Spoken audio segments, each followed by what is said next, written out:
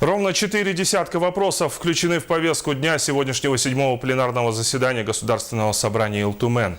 По 6 из них состоялось тайное голосование с использованием бюллетеней. И в частности по вопросу о назначении на должность заместителя председателя правительства республики Александру Соловьеву, который является кандидатом на этот пост, предстоит установить диалог власти с коммерческими институтами, курировать межнациональные и межконфессиональные отношения, взаимодействовать со СМИ, а также общественными объединениями и некоммерческими организациями.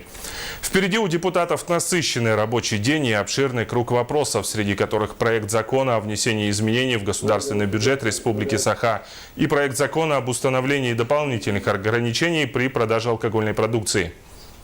Надо сказать, что это новая должность, такого не было в структуре правительства, который курировал бы общественные организации, некоммерческие организации, взаимодействие с политическими партиями и вообще гражданские инициативы в Республике Саха-Якутия.